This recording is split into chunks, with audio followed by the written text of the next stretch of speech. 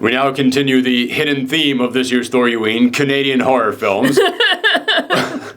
I don't even know if that was a hidden theme because we did Pyewacket. We've done this one now, which this one does not hide that it's Canadian, by the way. And I think Cube was Canadian? I'm not entirely sure on that one. I have a weird feeling like it might have been. And we had a fourth one in there that I think we can actually say this was a hidden theme this year.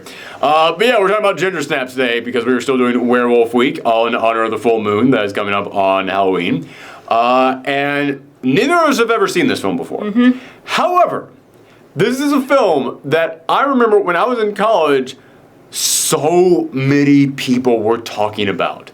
I remember, when I was in college, I hung out with a lot of film kids, and a lot of them were horror movie fans, and so many of them kept talking about this movie. And I never got a chance to see it, and watching it now, I am so glad. Hello, phone. Thank you for ringing right now. I am so glad that I waited until now to watch this film because I think I can actually appreciate it more. I think if I had seen it when I was a teenager, I would have been not a teenager, I was in college, but I think it just would not have hit me as hard because this is a film. We talked about this earlier when we talked about The Wolfman, the original 1941 Wolfman film.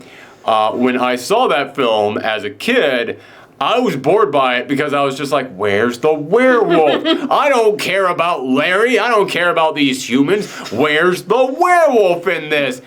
And we mentioned it this time, but when I watched The Wolfman now as an adult, I really appreciate all the psychological stuff in there.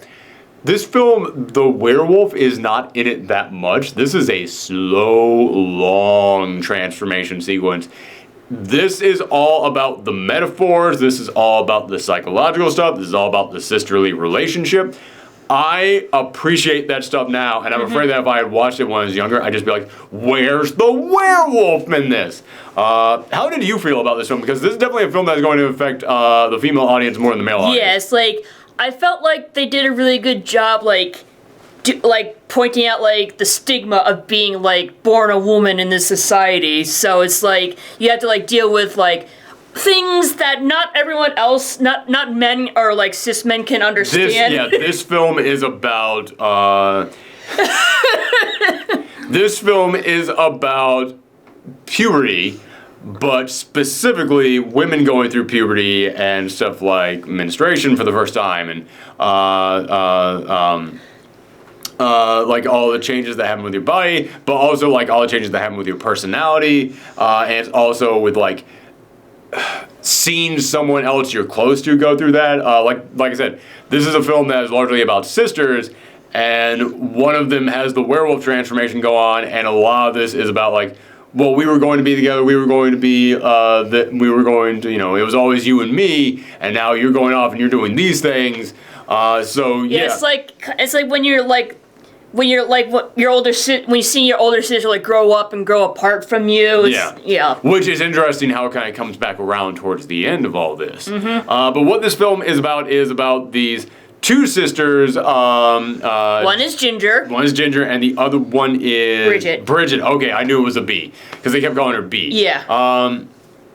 And they are interesting. They are the ultimate goth kids from high school. We mentioned in Pyewacket that it starred a bunch of goth kids, but you know what? They're not too exaggerated. Movies love to exaggerate goth kids. They love to just turn them into cookie-cutter cartoons. Whereas with Pyewacket, I was like, you know what? They're not doing that. I have known people like this. That's not bad. In this one, oh man, they are pushing the boundaries of that. They still felt real to me. They felt real. They felt real, but also But for all the non-goth reasons, they felt real to me. Whenever it came to the goth stuff, they were using the goth playbook on how to talk to people. There was one moment which they were talking about one of the popular girls, typical pleasure unit, and I went, wow. Anyone actually say that? Because that's just what I hear the South Park goth kids say. Yeah, they were being exaggerated a lot in this film. Oh, and their hobby was photographing themselves as dead people. So Yeah, and like they got crime scenes. Yeah, they basically create crime scenes and then photograph themselves in it as dead people with like special effects of like things going through their neck and all this stuff. So yeah, they love to photograph themselves being dead. In fact, this thing opens up with them in their room, and they're talking about killing themselves, and they mention that they have basically a blood pact that they are going to die before they're 16 years old. Which is pretty messed up, but at the same time, it's like, I kind of felt like they were afraid of growing up, so that's I definitely feel like that's part of it, yeah. Like, there's a lot, man. Yeah. This thing is a psychiatrist's dream. Yeah, because, like, I remember when I got the talk, and I was very scared of, like, going through puberty, too. It was like, no one wants to, like, bleed for every single month. Yeah. Yeah, and this is a film that is entirely basically about, like, this sucks. None of us want this to happen. So they are, which we're going to get into this a little bit later on, but I will go ahead and say right now, there is a relationship dynamic between these two, which is that Ginger is basically in control. And Ginger is the oldest one. She is almost 16, which they said that they want to die before they're 16. Ginger is almost 16, and Bridget just turned 15. So Ginger's older, but not by much in here. And you can tell Ginger is in total control of Bridget. Ginger is the one who's going around, like, she's the one making the critiques of everyone, and then Bridget is always like, I agree with that, I agree. And they did the best job they could of turning Bridget into, like, just the doormat character. Like, she is 15 years old. She has got bags under her eyes from just how much she has been beaten down. But it's almost like she has Stockholm Syndrome with her sister, because her sister is just in control of her. But she is convinced, I was like, no, this is what I really want. But it's like, yeah, you've never really had anything but just being controlled by your sister. So you kind of convinced yourself that you love it. And what this film is kind of about is that Ginger ends up getting attacked by the werewolf. Well, she got her first period. Yes. So it's like, here's the thing. Again, you guys, like, I remember when I was being told about this film, a lot of people told me, it's like, yeah, it's a metaphor about going through puberty and about having your period for the first time.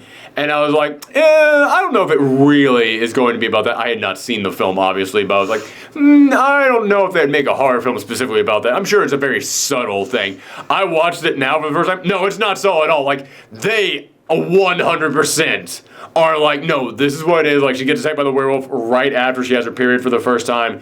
They're even saying, like, what could it have been? It's like, I don't know. Bears are sometimes attracted to women on their period, so maybe it's like, maybe they could smell the blood, so okay for you or something. And then, like, there's even, like, the dialogue in here. After Ginger gets attacked, they're looking at all the scratches and they're healing, and she's like, well, we need to call the hospital and get you to the hospital. It's like, no, I'm fine, I'm not bleeding anymore. It's like, wow, you can absolutely tell. Like, every step of this is supposed to be a metaphor for that, and it's like, they are not hiding it at all. Oh, the best is when they went to the school nurse. It's like, well, we've been experiencing, like, pain and, like, hair growing in places that don't normally have hair. She's like, oh, that's all part of the package, that's all part of, puberty and getting your period and all that. So yeah, like, it is wild how they took, like, all the symptoms of transforming into a werewolf, and it's like, that's what happens in puberty. Yeah, and like I said, this is not it's almost not a metaphor, because it's so literal what they're doing. But it's like, at the same time, they also kind of like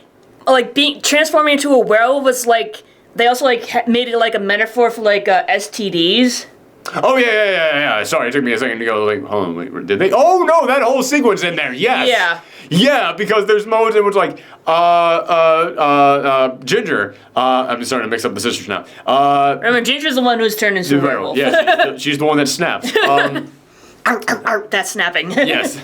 But yeah, like, because also another part of going through puberty is that your personality changes, because now you have hormones going crazy inside your brain. And all of a sudden, Ginger, now she's dressing, like, far more revealing, and she's going around, she's far more interested in boys. Of course, in puberty, that's because, like, you're now, like we say, it's hormones, but she's more interested in boys because she wants to devour them. She wants to murder them. And there is a boy who she goes and she attacks, and you see that boy, he starts like bleeding as well, and he starts like getting these cravings, and he starts getting hairier. And so there's this great sequence in which Bridget notices that this boy who Ginger had been hanging out with is now suddenly acting weird, and he's got blood on his pants, and she goes running to Ginger's like, you didn't use protection and you gave it to him? I'm like, that's, wow, again, not even subtle about this thing, but I'm totally fine with it not being so. Like, there are some times in which messages work by not being subtle, and I think this one absolutely nailed it. And I love that you follow, like, every now and again that boy reappears, and you can tell that he's further along in the transformation process as well. But unlike with Ginger, he gets acne all over his face, which is another sign of puberty. And I love that there's never any explanation for why his werewolf transformation is causing acne. Well, I think it was just like different for each person. Oh, obviously, yeah. I mean, it's just like people like puberty is different for every single person, you know. So. But exactly, but it's like, why would, like, with the stuff like cramps and hair, like, oh yeah, transforming into a wolf, your body's morphing, turning into a wolf, hair's growing. Obviously, that makes sense. Why would acne appear when you transform into a wolf? There's never any real explanation for how that ties into the transformation. But you don't need it. Like, you just look at it, it's like, dude, this film is so not subtle about this. It's totally fine. You get, like, it's one of those films that goes, this is what we're going to be. Either come along with us or get off now. So it's like, once you get up to that point, you're like, well, I almost want to applaud you for having the acne in there. Just show this as another stage. Like, I get that. Yeah, I think that this, I think it's actually kind of genius, all the stuff that they do in here with this. But as we mentioned, Ginger's personality is changing a lot, and she's starting to leave Bridget behind, and Bridget is having to look for a way to cure her, and Bridget starts to now, she finds this boy who he is actually able to help her come up with a possible cure for this, and the two of them start talking and hanging out. And again, this is like the wolf stuff inside of her. It's very territorial, very protective. Yeah. She's now concerned, like, you can tell that the wolf side is coming out, and it's like, no, you can't go out there and hang out with someone else. But you can also now look at that as the relationship between Ginger and Bridget, because as we said in the beginning, Bridget was, not to continue this metaphor further, she was basically like a little puppy dog just following Ginger around. Yeah, whatever we gotta do today, Ginger. Yeah, whatever you wanna do, Ginger. Yeah, is that what you're into? I'm into that too, Ginger. And now Ginger is suddenly seeing that Bridget is developing a thing outside of them. She is now starting to get her own life, and Ginger is pissed about that. And Ginger like, no, we're sisters. We're always sticking together. We are always going to be together. Which, this is happening after Ginger had already, because of the werewolf thing, gone off and done other stuff on her own. And she had been going off and hooking up with boys on her own. It's like, only I can do this, not you. Exactly, and that's the thing that I wanted to get into about this. I am sure that other people are going to have very different interpretations of this film than I did. But man, Ginger was a villain before she even got bit by the werewolf. Because Ginger was just, and I'm not saying like it's not understandable where she's coming from or anything on this, but Ginger was 100%, no, Bridget, you are, like, Bridget wasn't even really her sister. She was almost her slave. Just like, whatever I do, you also have to do, Bridget. Like, I We're always together. Like they're in the beginning, like they were being bullied by Bridget was being bullied by one of the popular girls, and like Ginger was like, just let me kill her, just let me do it, just like it's something like that, and it's like, no, please don't. It's like, at least let me like torment her or hurt her or something. She deserves it. Like, it's like, yeah, it's not like she's just like her slave, but it's like also like Ginger being like way overprotective. She is very overly protective. Yes, there is definitely that in there, and that definitely plays into the like sisters against the world kind of vibe that this film is going for. But you keep looking, it's hard to really root for Ginger's overprotectiveness when Ginger is also, like we said, you can tell Ginger makes Bridget do all the things that Ginger likes. And the thing that Ginger likes is stuff like, hey, so we're going to fake a murder scene right now. And we're going to like, and she is just constantly talking about murdering other people in there. So when she starts to just like give in to those, to the werewolf side of her, just starts to take over and make all this stuff start to actually happen, it's hard to look at it as anything other than like, okay, well, this was always like, you're not fighting it that hard. This was a thing that you kept saying you wanted to do, and now you're actually going like. I mean, the title is literally Ginger Snap, so you're just like waiting for Ginger to snap. So exactly. So this is one of those films that even if there was no werewolf involved, you could tell if Bridget just started to hang out with anyone other than Ginger, there would be an interesting horror film in here. I would be like, the werewolf stuff definitely makes it a lot better. But yeah, like I said, I think that's a good thing that I didn't watch this until now. Because if I had seen it when I was younger, I'd be like, yeah, okay, this stuff is fine, but where's the werewolf?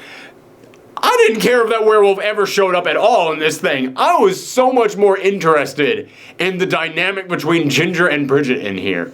I've been talking so a lot during this. I apologize. I didn't do that. Anything else that you want to say about this? It's like I said earlier, like this movie really does like bring up like the stigma of being born to a woman in this society. Is like Ginger at one point tells Bridget is like, you are either the bitch, the slut, or the virgin next door, and that's all women are ever going to be seen as. And it's like, yeah, she does have a point. Again, I feel like me reading into this, like, yeah, Ginger was a villain before any of this happened.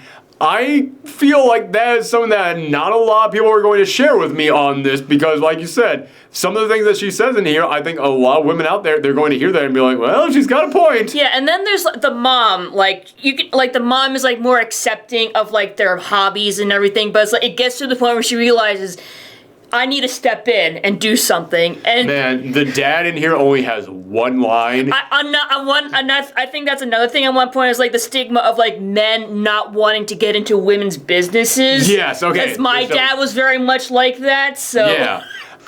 So yeah, that definitely is part of it. But I do love that the one line the dad had was, those girls are up to something. Which is the one time anyone in this film is accurate about anything. And the mom is just like, no, don't pay any attention to that. And it cracks me up that the dad, who, yeah, as you said, they're very clearly trying to like paint some kind of a picture like, well, the dad is unaware of the things happening. Like, there are moments in which they're at the dinner table and they're getting like a screaming argument. And the dad's just there like a piece of chicken, just like, I'm just going to sit here and eat my chicken. I'm not going to like do anything about it. It's like, yeah, they're clearly trying to like paint some kind of a picture of that. But it still cracks me up that the one guy who's like, I'm not going to get involved, is the one guy who actually noticed shit was up. It just kind of cracks me up. Because it speaks to that message even more that they're trying to paint of men not wanting to get involved in these issues, that even when he knows something is up, he's like, yeah, but I'm just going to be over here. I'm just going to eat my chicken. I think that dude was eating chicken every single night at dinner. Even when they weren't having chicken. But like then like when the mom finally steps in and she's like, this is all my fault, and Bridget's like, it's not your fault, but she says, I'm still going to get blamed for it. Because that's another thing, is like, no matter what happens, like, the mother will always be blamed for, like, something that her kids do. That was a really good line. Where they're saying, like, listen, I'm just going to go turn the gas on and light a match, and then we can move away and start again. And the daughter goes, what about Dad? And he goes, he just blamed me as well. Which... Damn. Just like how nonchalantly she's just like, yeah, I know that's how this relationship is. I absolutely know that's how it is. Like there was Bridget was like distracting her mom from like shit Ginger was doing, and she asked, what do boys want? And then that's how she gets her to like, there's a moment when she almost discovers that Ginger's a werewolf. And then Bridget's entire pose throughout this film is her jumping in front of a bullet for Ginger. A silver bullet, nonetheless. Yeah. I didn't even think about that joke. That's good. And it's like, man, she is like, I will be willing to have the uncomfortable talk with Mom. And then it just cuts to like her just sitting on the couch, and it's like after the conversation's over, and I love that there is a giant plate of cookies in front of them. The mom is basically a reject from a Tim Burton film, is what she is. Like, she wants everything to be nice and happy, but she knows deep down shit's fucked up, and there's nothing she can really do about it. Yeah, in a Tim Burton film, the mom in this movie would be the person who lives next door and is the far too perfect, you can tell something is up with her lady. Like, that is exactly what she is. Like, she's even got that hairstyle where, like, floofs around towards here, the Jimmy Neutron's mom haircut.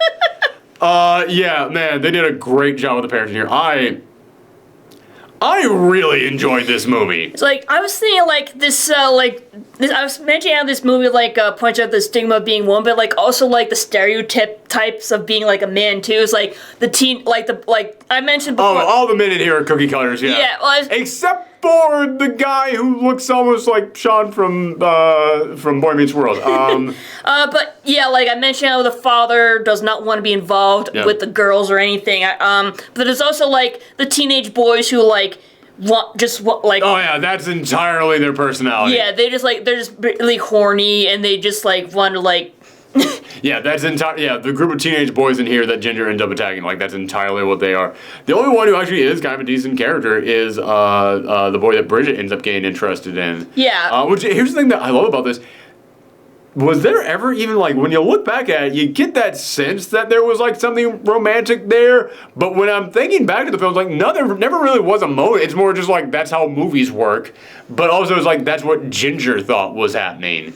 But when you look back at it, it's like, I don't remember them, like, ever almost kissing or anything. No. Like, no. Like, it is a very professional, like, they actually, like, care about each other. Yeah.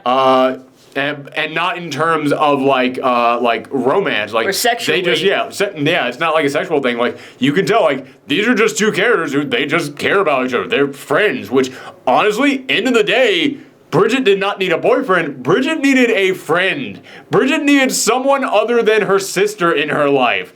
And yeah, you appreciate that so much. And man, that whole final sequence there. Yeah, what are we getting into? Are we going to talk about You spoilers? know what? Yeah, this is it. We're coming out now. We're going into spoilers. If you have not seen this film, it's great. It's on Shudder, which has been like the MVP of this entire month. So yeah, go ahead, check it out. It is really good. Yeah, we'll go ahead and talk about the spoilers now, because I definitely think that ending needs to be discussed. The ending sequence in which Bridget, which by the way, I love that when Bridget starts to really transform into the wolf, there's nothing like, you can tell that this film was not trying to like, this is going to be a very weird way of phrasing this. In the beginning when she started to transform, she was dressing more revealing. She was definitely trying to be sexier around the boys to bring the boys in.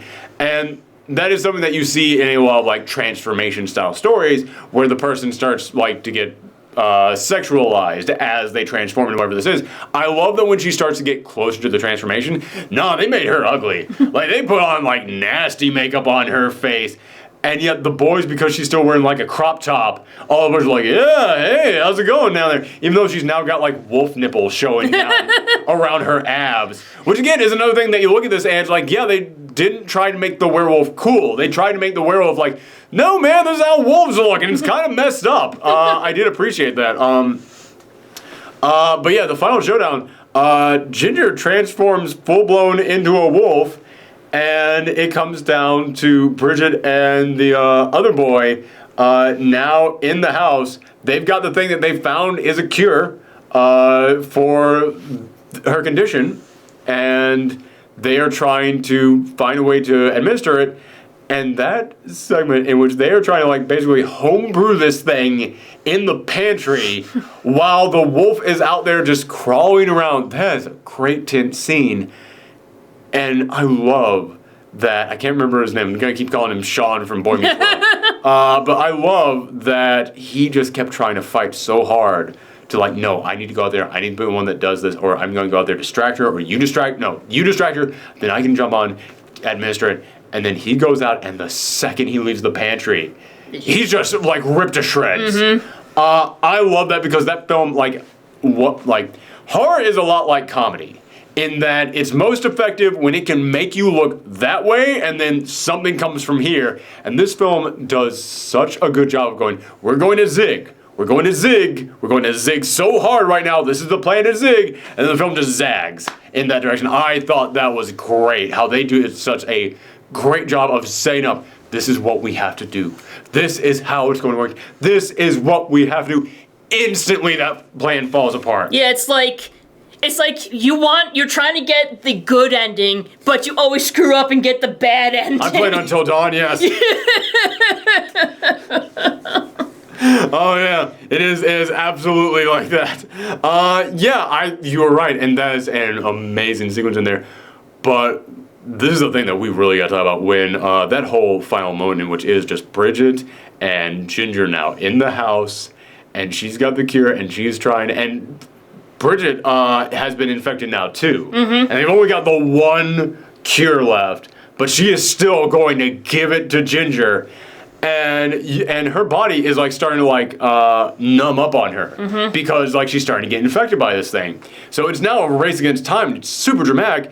And there's a moment in which they're going to the house, and she has to break through a wall to escape Ginger, and they break into their bedroom, where at the beginning of this film, the two of them were in there, and they're talking about their pact to die before they're 16, and you see Ginger there, like as a wolf, like creeping up on Bridget, and Bridget just yells out, "I'm not going to die in this room." Oh my God, Bridget. I'm not going to die in this room with you. Yes! Oh, that's the line. That's the line. Holy crap, like I got chills. That, like I said, you could take the werewolf out of this film completely. The relationship between these two is so good. And the arc of Bridget overcoming the control of her sister to become her own person and overcoming, because like I said, Ginger, to me, she was kind of a villain from the start because she was going after her sister who never had any chance to be anything other than whatever her sister was molding her to be. She was molding her to die. She was molding her like, no, I want to form a suicide pact, so you're going to do it with me. It's like, that's murder is what that is. And seeing like the sister, like seeing Bridget finally freaking break free of that, that is one of the best moments of any horror film I've ever seen. I love that moment in here. I'm sorry, you want to say something about that? Well, we're in spoiler territory, so Yeah. Ginger as a werewolf lunges at Bridget. Bridget had a knife in one hand and the needle in the other, and it just so happens that Ginger gets impaled on the knife instead of the needle. Yeah. So she ends up dying in the room. And before she was 16. Yes. And Bridget is there, and I kind of felt like Bridget also died in that room. Ooh, yeah, with her. Yeah. In a metaphorical sense. Very much. Yes. Yeah. Yes. I feel like the old Bridget has died. Yes, the old Bridget died in that room. That is a great way to read into that. You're very right about that. Yeah. Man, that entire final sequence, it is so freaking good. But it's also in most of these horror movies, you also expect the boy to live too, but he also gets mauled to death. Yeah. And before. Oh man, we gotta talk about that sequence there. Yeah. He is there and he is bleeding out. But from how Ginger was attacked, if they can just survive, the healing factor will kick in and they know how to cure him. So in my mind, there's still he's still breathing. There is a chance that you could save him. And then Ginger, of course, ends up killing him. But the reason that Ginger ends up killing him is that Bridget gets down after she sees Ginger licking up the blood. And Bridget, who now has the werewolf stuff inside of her, starts trying to lick up the blood too. Yeah, trying to be with Ginger again. Trying to be with Ginger. But she throws it back up. She just can't do it. Yeah, trying to be what her sister is. Her sister is this thing, and now even when you know it's a bad thing, Bridget is trying to force herself to become like her sister. Yeah, and I think that's why Bridget took longer to transform into a werewolf than Ginger, because there's part of her that wants to fight back and not be with Ginger. Ginger wants to accept being a werewolf or something. Oh no, it didn't take longer because remember she got infected at the party literally an hour before this. If anything, it's happening faster to her, but it's happening faster because Ginger just got bit and scratched. She actually got blood of Ginger inside of her, so I can imagine that would make the transformation happen a little bit faster. Yeah, I guess so. But no, it's she is fighting back against this thing, and that's the important thing about this. I think this was that moment of she's rejecting her sister because she will she's trying to do this thing that we know is a terrible, horrible thing, but she can't she at the end has to go I can't do this. And like I said, I'm not going to die in this room with you, that line, oh man, so good. This movie's great. This movie, it blew me the freak away, and I am so happy that I waited until I could appreciate this film to watch it. Anything else that you want to say about this? No, I pretty much said what I have to say. Yeah. So. I do want to know what happened with the mom after this, because the last we saw, she was at the party. Yeah, trying to like save her kids and stuff. But, Yeah, and she just like, we never saw what happened to her again. I'm wondering, like, I'm glad the film cut off where it did, because cutting off where it did, that is definitely a big impact. Yeah, that is like, it is a huge impact. Yeah, exactly.